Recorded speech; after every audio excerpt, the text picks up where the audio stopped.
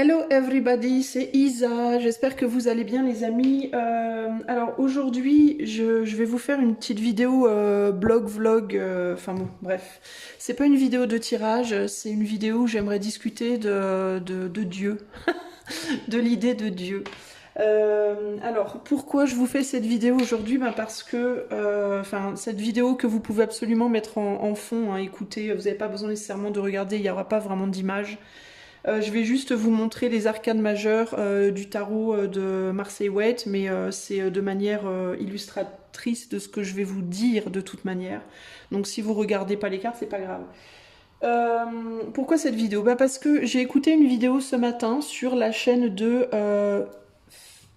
Attends, c'est quoi déjà? La Voix du Phénix, une chaîne où on parle de spiritualité, d'ésotérisme. Enfin, pas moi, hein, mais les gens qui tiennent la chaîne.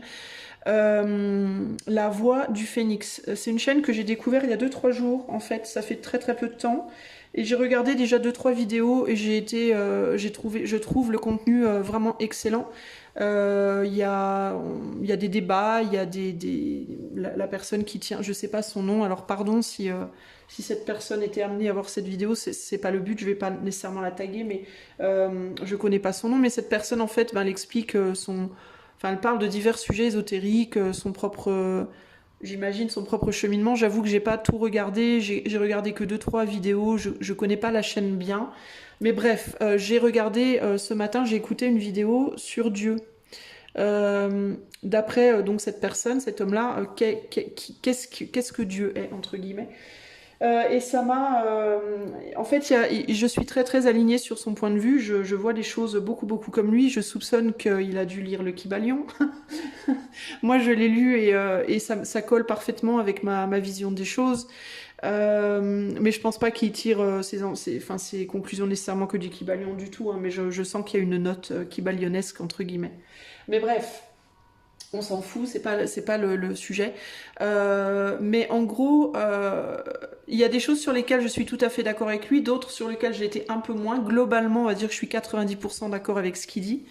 Donc je voulais lui rendre hommage aussi, c'est une manière aussi pour moi de vous amener à sa chaîne. Si vous êtes intéressé par les sujets ésotériques et spirituels, vous pouvez aller voir donc la Voix du Phénix, Voix V-O-I-E du Phénix. Et vous pourrez, je suis sûre, trouver des choses qui même si vous n'êtes pas d'accord avec, peuvent vous inspirer, vous intéresser, porter une réflexion, pourquoi pas. Et je pense que véritablement, ça doit être le but premier de cette chaîne. Je pense que c'est d'amener un travail, une réflexion ésotérique chez les gens peut-être, ou de les encourager, ou en tout cas de partager, ou enfin bref, voilà, blablabla. Donc je vous invite à aller voir. En tout cas, moi, clairement, ça m'a inspiré et du coup, il y avait des petits points sur lesquels j'étais pas forcément d'accord et à la base, je voulais pas faire de vidéo pour expliquer tout ça parce que, encore une fois, c'est pas le but, je veux pas rentrer dans un débat du tout.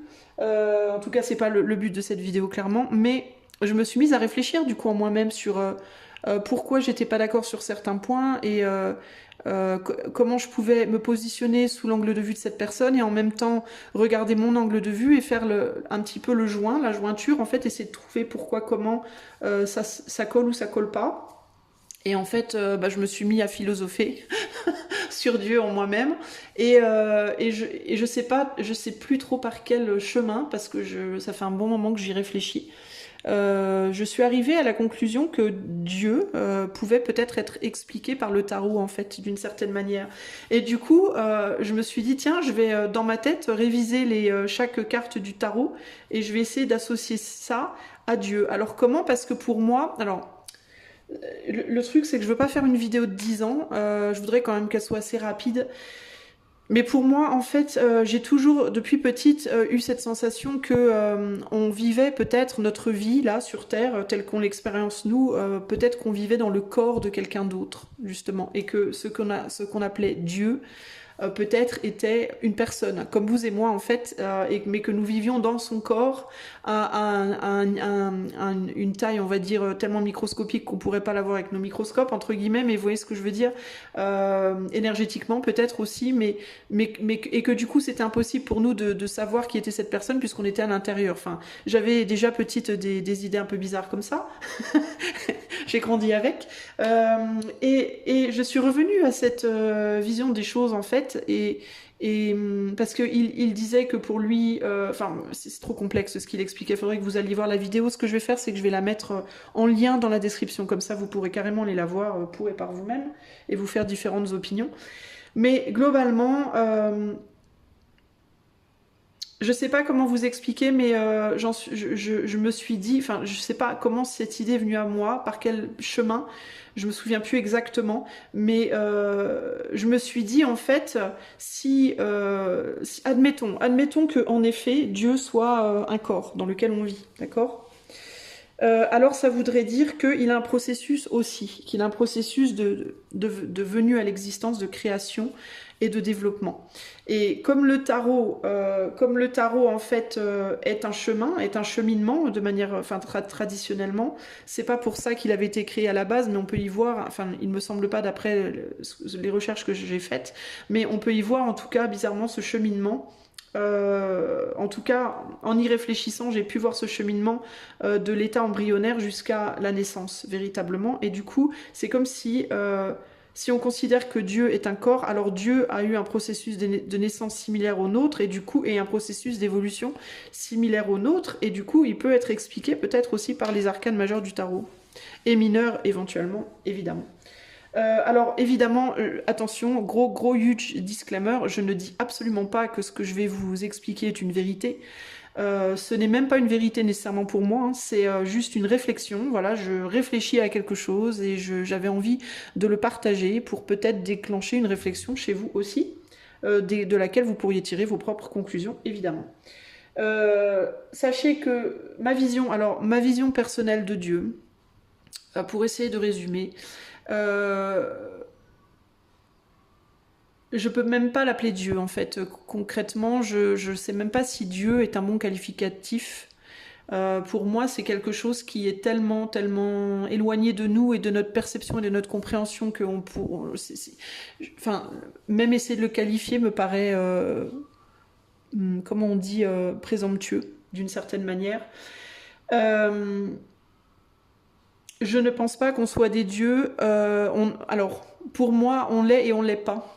Si on part de mon idée que l'on vit dans le corps de quelqu'un, je pense qu'en même temps, on est des dieux et des déesses, mais qu'en même temps, on n'est pas des dieux et des déesses, on est des petites parties de Dieu, entre guillemets, ou de la déesse, je ne sais pas comment on veut qualifier ça, je ne sais même pas si cette énergie-là est sexuée ou pas, bref, je ne sais pas en fait qui est Dieu à proprement parler, mais là je vais juste vous expliquer entre guillemets une petite théorie qui m'est venue à l'esprit. Pardon, je m'exprime très mal, très maladroitement, mais je vais faire du mieux que je peux.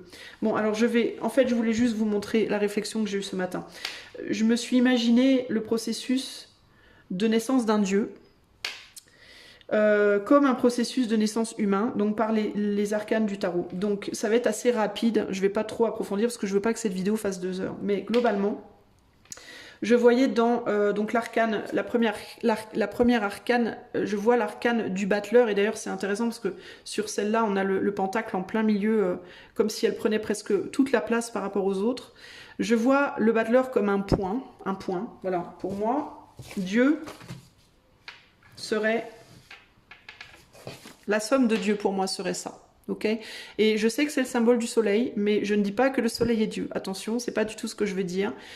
Au-delà du symbole du soleil, moi je vois Dieu comme ça, en fait. D'ailleurs, on pourrait y voir un œil aussi avec une pupille très peu dilatée. Bref.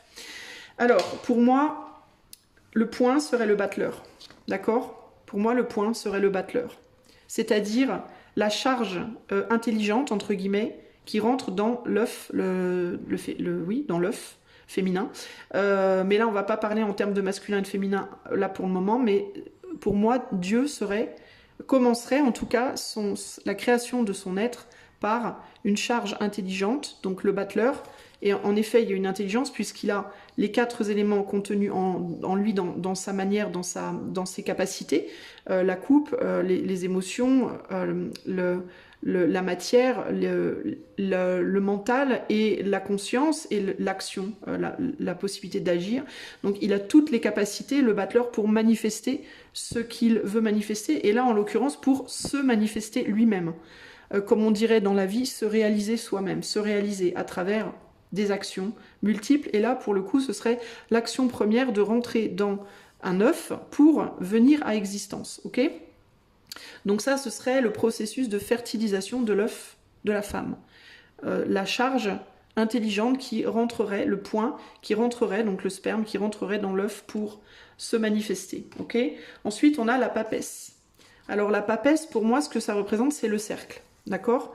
C'est-à-dire, c'est l'enveloppe qui va contenir l'intelligence, comme la femme là qui contient l'intelligence dans le livre. Et pourquoi l'idée du secret de la papesse ? Parce qu'on ne sait pas encore ce que ça va donner. On a une intelligence qui est rentrée dans une forme plutôt féminine, on va dire, même si je ne veux pas parler de ça pour le moment, qui va rentrer dans une forme qui n'a pas d'angle, qui n'a pas de structure, qui n'est pas encore structurée pour manifester quelque chose dont on ne sait rien pour le moment. Okay ? Donc on pourrait dire que Dieu, donc la charge intelligente, est rentrée dans l'œuf pour se manifester, entre guillemets. Mais on n'en connaît encore rien, et pourtant, tout le savoir est là. Toute l'intelligence est contenue à l'intérieur de cet œuf, qui est la papesse. Ok ? On voit que la papesse, sur la carte du tarot, elle a fait abnégation d'elle-même. Elle n'est pas dans la démonstration. Elle est dans le silence, elle est dans le recueillement, elle est dans elle n'exprime rien, elle s'informe, elle ingère, entre guillemets, des informations. Donc cette intelligence, elle l'absorbe, elle la laisse rentrer en elle, mais elle ne montre rien. Ok ? Ensuite, on a l'impératrice. Alors, c'est là que ça se corse. Qu'est-ce que serait l'impératrice ? Eh bien, pour moi, l'impératrice serait la somme des deux. C'est-à-dire, l'impératrice représente l'œuf fertilisé. Je sais que j'ai la conscience maintenant, j'ai pris conscience que j'ai une intelligence à l'intérieur de moi et je vais la nourrir et que je dois la nourrir pour qu'elle aboutisse à quelque chose. L'impératrice, c'est la mère, c'est l'épouse, mais symboliquement parlant, globalement, c'est la mère, c'est la nourricière, c'est celle qui va nourrir et qui est consciente de ses capacités à le faire. Donc c'est la somme de la papesse et du battleur. Je suis la forme qui contient, et je sais qu'en moi, je contiens quelque chose. Donc en gros, c'est la femme, c'est la papesse, qui n'est plus une religieuse qui a été, entre guillemets, fertilisée, qui maintenant est devenue une femme. Elle est plus nonne, c'est plus la jeune fille qu'on envoyait au couvent pour s'éduquer. Maintenant, elle a été fertilisée, elle est devenue l'impératrice, la femme dans toute sa splendeur. La femme, entre guillemets, réalisée d'une certaine manière, dans son rôle uniquement féminin, on parle ici, ok ? Donc là, on est au stade où l'intelligence est rentrée et le processus a commencé, un processus de manifestation a commencé à se former, mais encore une fois, on ne peut pas le voir puisqu'on est sur l'impératrice, donc le féminin, donc le monde intérieur. Ok ? Ensuite, on passe à l'empereur. Alors l'empereur, c'est quoi ? L'empereur, pour moi, c'est l'impératrice qui a réalisé des choses, mais pour le moment, la réalisation n'est pas formée. Elle est dans l'impératrice, on est encore dans un ovule rond, où il n'y a pas de forme, où il n'y a pas d'expression extérieure de cette intelligence. Avec l'empereur, on commence à exprimer les choses de manière extérieure. Alors du point de vue du développement d'un fœtus, on pourrait dire que l'empereur, ce serait le stade où les membres commencent à pousser, les mains, les pieds, le nez, les choses commencent à se former. C'est-à-dire le fœtus commence à prendre forme, commence à donner forme à quelque chose de manière contrôlée par cette intelligence qui est à l'intérieur, qui est toujours contenue en dedans. Donc, manifestation intérieure, manifestation extérieure. Ok ? Ensuite, on passe au 5. Alors, que serait le 5 ? Alors moi, je me suis dit, dans ma réflexion, que le 5 serait le stade où le fœtus est totalement formé, c'est-à-dire qu'il a... Il a ses membres qui sont formés, et peut-être le cœur commence à battre aussi avec cette cape rouge ici. Il y a l'idée pour moi je commence à unifier, la charge intérieure et la charge extérieure sont pleinement unifiées pour pouvoir fonctionner. Voilà, pour pouvoir fonctionner ici. Le pape aussi ici transmet quelque chose, transmet sa sagesse à deux personnes. Et ce 2 me fait penser aux polarités, au féminin, au masculin, mais aux polarités qui ne sont pas encore révélées. C'est-à-dire qu'il n'y a pas encore cette idée de masculin-féminin. Ça pourrait parler des ovaires, ça pourrait parler des bourses pour le garçon, chez l'homme, chez le garçon. Est-ce que, alors la question que je me pose, je n'affirme rien, encore une fois, je répète, je n'affirme rien ici, hein, c'est vraiment un questionnement. C'est ce que je vois et ce que je questionne, mais est-ce que ce serait pas là le pape, est-ce qu'on n'arriverait pas au stade de la décision justement par rapport à cette charge intelligente de sexe masculin, sexe féminin d'un point de vue purement physique, ok? Ici, on retrouve ce questionnement, d'accord? Donc c'est comme si en fait ces deux... je vais mettre ça comme ça. Attendez, je vais lâcher la feuille en fait, parce que j'en ai plus besoin. C'est comme si là, on avait ces deux mêmes personnages, sauf que là, ils sont pas définis, et là, ils sont définis. Là, il y a l'idée de donne-moi ton savoir, donne-moi ton savoir.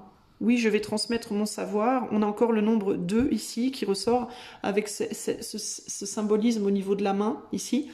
Et là, c'est comme si d'un seul coup, le savoir avait été transmis, et que on avait deux polarités.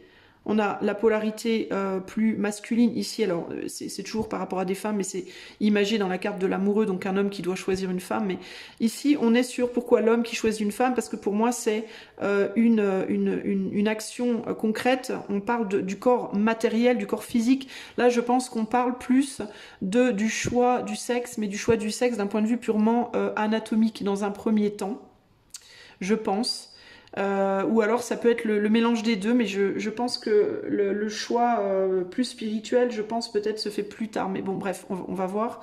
Ça peut, avec l'ange aussi, représenter un choix anatomique et en même temps, d'un point de vue spirituel. Quel sexe on va incarner dans la chair et quelle polarité on va incarner plus dans l'éther aussi peut-être. Hein. Mais là, on dirait que ce pape, du coup, est descendu en humilité, et choisis quoi?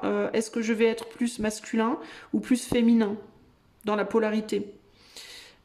Pourquoi masculin-féminin? Parce que là, on est sur la femme qui représente, entre guillemets, la PUTE, qui est plus l'expression du féminin, mais par les yeux de l'homme, du masculin. Et là, on a plus la mère, l'image plus maternelle, qui va être l'expression plus du féminin par la femme. Enfin, ou peut-être que j'inverse, je sais pas trop, mais bref, vous voyez ce que je veux dire. Et là, il y a cette idée de choix pour moi. Pour moi, ces deux cartes, elles résument, elles expriment un choix par rapport à la polarité, par rapport à la sexualité, je pense. Ok. Et il y a vraiment cette idée comme une descente de sagesse pour charger justement, parce que là, vous voyez, c'est fou parce que regardez, on a ces capes marron là, et là on a le rouge et le bleu, le rouge et le bleu. Donc il y a cette idée de, je suis une intelligence, on va dire androgyne, je suis une intelligence asexuée, et en même temps sexuée puisque je contiens les deux. Donc en fait, je contiens les deux et en même temps j'en ai pas, entre guillemets, en même temps elles sont mélangées. Et là, elles vont descendre, hein, parce qu'on passe du pape à quelqu'un de beaucoup plus humble. Et il y a cette idée encore de quelque chose qui vient du spirit, qui vient du spirit et qui descend dans la matière. Donc il y a l'idée de je descends pour me diviser. D'accord? Je mets le bleu là et le rouge là, et du coup je divise en deux. Donc pour moi ici il y a une idée par rapport de décision au niveau des organes génitaux et aussi de la sexualité, de la polarisation aussi sur le plan par exemple du caractère. Ok? 5 et 6. Ensuite on passe du 6, on passe au 7. Du 6, on passe au 7. Donc, il y a l'idée de... le 7, il y a l'idée de maintenant, il faut que j'avance. J'ai choisi, il faut maintenant que j'aille dans la direction de... Le choix a été fait à l'intérieur, la charge a choisi, entre guillemets, comment elle allait se polariser. Maintenant, il faut qu'elle avance, il faut qu'elle y aille. Le chariot, c'est vraiment l'action, mais l'action qui est compliquée. Pourquoi? Parce que le choix ayant été fait, il y a eu une division. Vous voyez, ce pape s'est divisé, la charge, on va dire, intelligente, s'est divisée en deux. Je choisis du coup de propulser en avant, de mettre en avant une polarité et de réfréner l'autre, de m'incarner dans ce monde avec une polarité et de réfréner l'autre. Dans certains cas, pour moi, ça se fait, dans d'autres cas, ça se fait pas, et je pense que c'est de là que vient le compromis entre la force et la justice dans la position du 8. Ok, c'est-à-dire que dans certains tarots, le 8 c'est la force, dans d'autres c'est la justice. Pourquoi? Parce que je pense qu'au moment justement de propulser, pardon, je m'en mêle, au moment de propulser cette décision de polarisation, de polarité, peut-être que d'un point de vue énergétique, dans l'embryon, dans le fœtus, enfin bon bref, dans l'évolution de ce dieu, entre guillemets, ou de cette déesse, il peut y avoir une difficulté à retenir. Vous voyez, parce qu'il y a une polarité qui va être mise en avant, l'autre qui va être retenue, l'autre qui va rester dans l'ombre, entre guillemets, et il peut y avoir une difficulté à maîtriser. D'où je pense... Elle est où ma justice, bordel de bordel? Attendez les gars, parce que je m'en mêle un peu les pédales. Je suis pas très au point. Elle est là, la justice. D'où la difficulté, et d'où la difficulté de décision, peut-être, dans le fait de faire le tarot. Dans certains cas, on a des hermaphrodites. On a une difficulté à choisir une polarité et à la mettre en avant. Sans oublier qu'il y a aussi une question de timing. Un enfant naît en 9 mois. Donc il y a une question de timing. Donc il peut y avoir, selon les forces de la charge et de l'accouplement de la charge et du récepteur de la charge, parfois une polarité qui se met en avant de manière ferme et parfois une difficulté à le faire, et d'où la naissance peut-être d'hermaphrodites. Vous voyez ce que je veux dire? Alors attendez, parce que je dois remettre les choses en ordre. Donc après le chariot, donc qui parle de propulser en avant cette polarité, on a donc ou la force ou la justice. Donc comme je viens de l'expliquer, une difficulté, alors ou une vraie capacité à mettre en avant une polarité et de retenir l'autre, ou alors au contraire une difficulté à le faire. D'ailleurs, on a le 8 au-dessus de la tête, donc il y a l'idée comme ça de devoir équilibrer aussi les choses, d'où l'hésitation avec la carte de la justice, pardon. Ok. Ensuite, on passe à l'ermite. Alors pour moi, l'ermite, c'est une fois que le processus est fait, est accompli, encore une fois, dans ce timing divin de création, il y a l'idée de maintenant, il va falloir que je me positionne. Il va falloir que je me positionne, mon corps est formé, la charge intelligente est là, la charge intelligente a formé le corps, maintenant il va falloir trouver comment positionner le corps pour qu'il puisse descendre et rentrer dans ce nouveau monde, entre guillemets, ici, ok? Donc, avec le 10, la roue de la fortune, il y a l'idée de je tourne et je retourne dans les eaux. Dans les eaux, ça peut représenter les eaux maternelles. Je tourne et je retourne pour essayer de trouver mon positionnement. Quel est le positionnement le plus sage? Quel est le positionnement le plus confortable? Quel est le positionnement pour trouver la lumière? On a un ermite qui cherche la lumière dans l'ombre ici, et qui doit traverser les eaux, qui doit tourner dans les eaux pour trouver cette lumière. Trouver un équilibre avec la justice pour pouvoir descendre.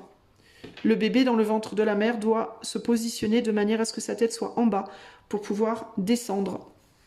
Ok, donc il y a l'idée de... Alors pourquoi la justice, encore une fois, et la force sont parfois mélangées ici, au niveau du nombre 11, du processus 11? Eh bien parce que, encore une fois, il y a des enfants qui naissent les pieds devant.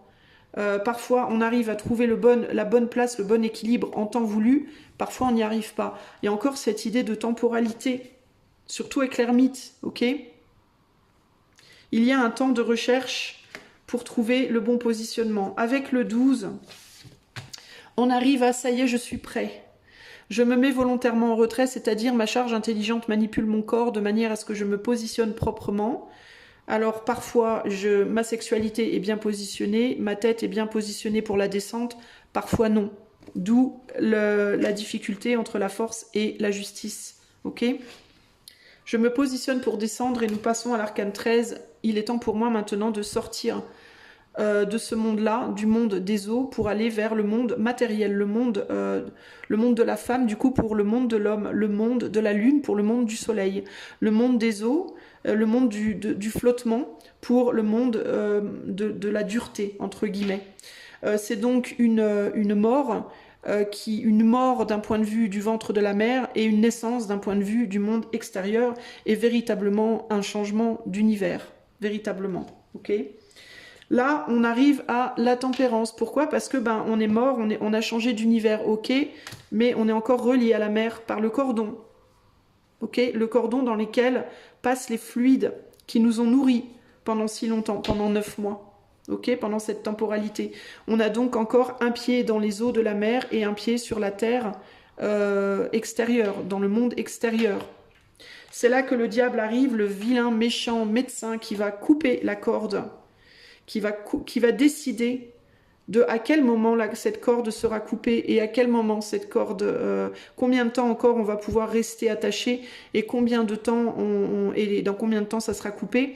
Et cette idée de bien que et là où est le entre guillemets le diable de la situation, c'est que bien que cette corde là soit éventuellement sectionnée, il y aura toujours cet attachement par les émotions. Et c'est là que le diable se loge, dans cette idée de « en même temps je suis séparé de toi, en même temps je te ressens car je viens de toi ».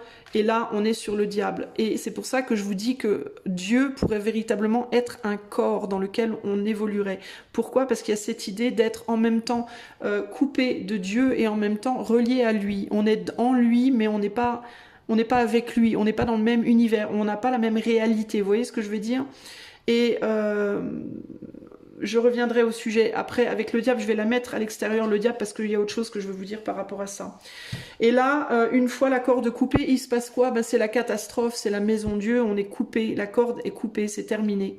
On va plus être alimenté. Vous voyez, le courant ne va plus pouvoir passer, en fait. Ce coup de ciseau, ce coup de scalpel, c'est une électrocution et ça fait tomber ce couple-là. Vous voyez, là, on est encore reliés, mais le diable va frapper et nous couper la corde pour nous détacher. Ok? Cela dit, l'espoir est là. D'une certaine façon, quand cette corde physique est coupée, cette tour matérielle est cassée, on se souvient néanmoins. On se souvient néanmoins de ce lien. C'est-à-dire qu'on réalise que bien que le lien, vous voyez, là, le cordon est relié, là, le cordon n'est plus relié. Ok? L'étoile n'est rien de plus ou de moins que la tempérance qui cesse de transmettre le lien d'une carafe à l'autre, c'est-à-dire d'un corps à l'autre, mais elle transmet l'eau à la terre et à l'eau, parce que maintenant le lien avec la mer, entre guillemets, ne se fera plus de manière directe, mais elle se fera de manière indirecte, elle passera par les terres et la terre. Ok? Et c'est là qu'on rentre dans la lune et le soleil. On va réaliser à ce moment-là que la mer, la lune, on va plus la voir de l'intérieur, mais on va la voir de l'extérieur. Et le père, on ne le ressentira plus de l'intérieur, mais on pourra enfin le toucher à l'extérieur. Donc il y a aussi ici cette idée de changer, comment on dit, de transmuter le lien avec le père et avec la mère. Avant, on était intérieurement relié à la mère et on ne pouvait pas la voir. On pouvait la sentir et là on va se détacher d'elle. Comment vous dire, on vivait dans le corps de la mère et mais on pouvait pas la voir de l'extérieur et j'essaie de faire le lien avec le père. Il m'est venu un truc et puis j'ai perdu le fil de ce que je voulais dire par rapport à la mère et au père. Il y a l'idée de du coup perdre cette proximité avec la mère parce qu'on était en elle pendant 9 mois. Donc de se détacher d'elle et de la voir du coup sous un autre angle, sous une autre, ce qu'on appelle la face obscure de la lune. Vous voyez, le côté sombre de la lune, bah, on voit le côté sombre et le côté lumineux de la lune. On a vu la mer en dedans et en dehors. Et là, on va du coup à la rencontre du Père que l'on a vu en nous-mêmes parce qu'on entendait sa voix, on sentait peut-être son toucher, mais on pouvait pas le voir ni le toucher, on pouvait pas le voir de l'intérieur. Et là, cette sortie de la mer va permettre la vision du Père, vous voyez? Donc il y a vraiment une transmutation totale et un changement total d'univers à ce moment-là, ok? Et là, on arrive au jugement où on voit, voilà, on voit la mère, le père et soi dans la lumière céleste, dans la lumière divine, dans la lumière d'un autre corps, pour moi, dans lequel on est, du coup, d'une certaine manière, c'est un changement radical d'univers et une vérité absolue qui s'offre à nous. Et en même temps, une vérité qui n'est que partielle, évidemment, puisque on n'a pas toute la connaissance, justement, de cet univers. Mais c'est comme si, finalement, l'univers nous envoyait à ce moment-là la vérité de ce qu'il est, d'une certaine manière. Parce que si on vit dans le corps d'un être, ça veut dire qu'on est comme des poupées russes. Donc en fait, ça voudrait dire que la vérité, elle est là, on peut la voir, mais on la voit pas parce que ça demande un angle de vue particulier. Peut-être, ça pourrait être ça, vous voyez. Mais il y a vraiment cette idée de voilà, on voit le père et la mère dans la chair, on voit plus les choses de l'intérieur du corps, on les voit de l'extérieur. D'où cette idée de mort et de renaissance. En fait, la mort est une naissance et la naissance est une mort. Enfin, moi, j'ai toujours vu ça comme ça, en fait. Ok ? Et là, on réalise que le monde nous est offert, on réalise tout ce qui nous entoure, au-delà même de l'homme, de la femme, le monde animal, le monde végétal, le monde spirituel, tous les mondes, tout le monde, toute la richesse et la beauté du monde qui nous entoure, et la capacité à nouveau de produire et de reproduire. C'est-à-dire qu'on devient à ce moment-là un dieu ou une déesse. C'est comme si Dieu nous disait, tu es maintenant tu es moi.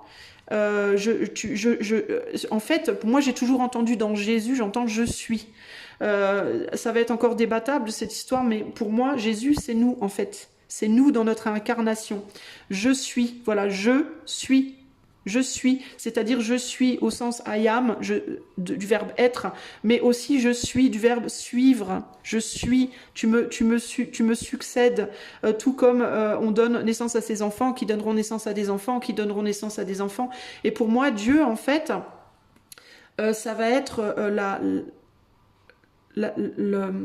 qui a créé les poupées russes, en fait. Voilà, c'est ça l'idée. Voilà. Mais dans le cadre des poupées russes, dans la vie des poupées russes, nous sommes tous des dieux et des déesses puisqu'on se suit tous, on se suit et on se succède d'une certaine manière. On va donner naissance à un homme ou à une femme, donc on sera un homme ou une femme on sera donc si on est une femme, on sera ce réceptacle, et si on est un homme, on sera cette charge intelligente qui pense ne rien savoir, mais qui en réalité détient toutes les connaissances et qui va aller à nouveau, hop, manifester un autre dieu, une autre déesse dans cette déesse qui est un réceptacle. Vous voyez, et ainsi de suite, le processus se continue comme ça. Donc moi, c'est comme ça que je le vois. Et pourquoi je garde la carte du diable? Parce que voilà, le diable, Dieu et le diable, l'éternel combat entre guillemets. Pour moi, Dieu est en même temps, pour moi, nous sommes des dieux et nous ne sommes pas des dieux. Nous sommes des dieux et des déesses d'un point de vue purement matériel, d'un point de vue de l'univers et de la terre que nous connaissons, d'un point de vue de notre réalité très personnelle, parce que nous sommes créés à l'image. En effet, nous sommes créés à l'image de Dieu, puisque ce processus, si Dieu s'est créé comme ça, le processus continue. Donc, en effet, nous sommes à son image, et en effet, nous sommes des dieux et des déesses, mais en même temps, nous le sommes et nous ne le sommes pas. Nous le sommes d'un point de vue égotique et très terre à terre, mais d'un point de vue plus spirituel et plus éthéré, nous sommes des morceaux, nous sommes des petites pièces de Dieu, parce qu'encore une fois, le principe des poupées russes, c'est la grosse poupée avec plein de petites poupées dedans. Mais en chaque poupée est une poupée. Donc, du point de vue de la poupée uniquement, de chaque poupée uniquement, elle est une déesse ou un dieu, mais du point de vue de celle qui contient toutes les autres, alors toutes les autres sont un morceau de la première. Vous voyez ce que je veux dire? Et de manière encore plus globale, encore plus grande, encore plus large, la question qui se pose, et moi je pense que véritablement Dieu, s'il y a un Dieu véritable et ultime et au-dessus de tout, va être... qu'est-ce qui a créé ce système de poupées russes à la base, en fait? Parce que là, il y a cette idée de reproduction. En fait, c'est un système de reproduction qui est sans fin, qui est infini, mais qui a créé? Ça a bien dû commencer quelque part. Alors, il y a deux possibilités. Le petit A, oui, ça a commencé quelque part, auquel cas, on saura jamais. C'est impossible de savoir qui est Dieu, parce que même si c'était genre admettons des aliens qui ont commencé ce processus, ces aliens ont bien dû être créés par quelque chose. Vous voyez ce que je veux dire? Donc c'est sans fin en réalité. Ce que je pense en fait, c'est que Dieu est un...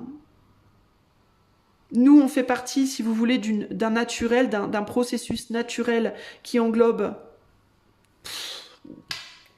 Mais c'est même un infini de processus naturels, mais qu'en dehors de ce processus naturel, il y a, à mon avis, et par déduction logique pour moi uniquement, je ne prétends pas dire la vérité là, mais d'un processus logique pour moi, en dehors de ce processus naturel de reproductif, il y a un processus qui pour nous ne serait pas naturel. C'est-à-dire qu'il doit y avoir quelque chose qui fonctionne d'une manière radicalement différente des lois universelles telles qu'on les connaît et des processus naturels tels qu'on les connaît. Il y a forcément quelque chose qui, de notre point de vue à nous, si on le voyait, si on nous l'expliquait, serait totalement incompréhensible, n'aurait aucune logique en fait.